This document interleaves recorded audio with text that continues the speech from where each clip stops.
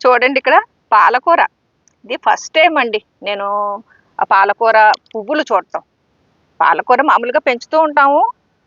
ఎప్పుడు కూడా ఇలాగా వెన్నులు రావడం, పూత రావడం ఇదేమీ జరగలేదండి. అంటే ఈలోపే మేము కోసేసుకోవడం, వండుకు తినేయడం ఇలా జరిగిందనమాట. అసలు ఈ విత్తనాలు కూడా మేము గార్డెన్‌లో మొక్కలు పెంచడానికి విత్తనాలు తెచ్చుకున్నప్పుడు చూడటమేనండి. నాకసలు పాలకూర విత్తనాలు అలా ఉంటాయని అంతకు ముందు దాకా తెలీదు. ఈ టెర్రస్ గార్డెన్ మొదలుపెట్టాకండి కొత్త కొత్త విషయాలు చాలా తెలుస్తున్నాయి.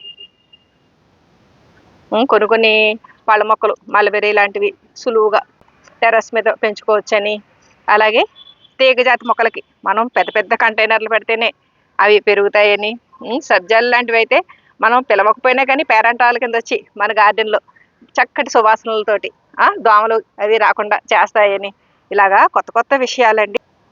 వాటిలతో ఇది సర్ప్రైజ్ అనమాట నాకు ఈ పాలకూర. ఇది నాకు అర్థం కాలేదండి. ఈ పాలకూర పక్కన ఏదన్నా కలుపు మొక్కేమో ఏదో కొయ్య తోటకూర అదే అంటారు కదా! అది పొడవుగా మొలుస్తా ఉంటదండి. అదేమో అనుకుని లాగుదామని చూస్తుంటే రావట్లేదండి. ఏంటా అని చూస్తే ఇదిగోండి ఆ పాలకూర సెంటర్ నుంచి వచ్చిందనమాట. ఓహో! ఇది పాలకూర పూత అనమాట కలుపు మొక్క కాదు అనుకుని ఉంచిన తర్వాత అప్పుడు గమనిస్తే అండి ఆ పువ్వులు ఇదిగోండి కాయలు కూడా రెడీ అవుతున్నట్టున్నాయి. ఇక చూడాలి ఇదెప్పుడు కొయ్యాలి, ఎలాగా విత్తనాలు జాగ్రత్త పెట్టుకోవాలి ఇవన్నీని. మొత్తానికి మన గార్డెన్‌లో ఆకుకూరలు పెంచుకోవడంతో పాటు ఆకుకూరల విత్తనాలు కూడా సేకరించుకోవచ్చండి.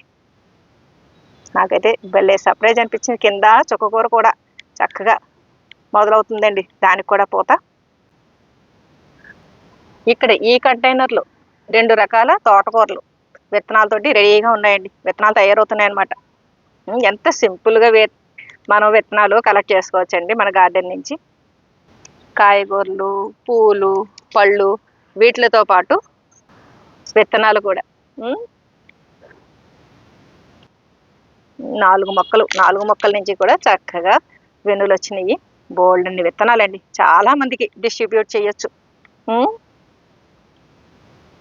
ఒక్క 2 మొక్కలు ఇటువంటివి ఉన్నాయంటే చాలు కదండి. ఇంకా అలాగా మనం రిపీటెడ్‌గా మన గార్డెన్‌లో పాలకూర నిండుగా పండించుకోవచ్చండి. పాలకూరలో చాలా పోషకాలు ఉంటాయి కదా! అన్ని పోషకాలు ఇచ్చే పాలకూర ఇలా సులువుగా మన గార్డెన్‌లో పెరుగుతూ విత్తనాలు మళ్ళీ రిపీటెడ్‌గా వస్తున్నాయంటే ఎంత ఆనందం అండి మనకి.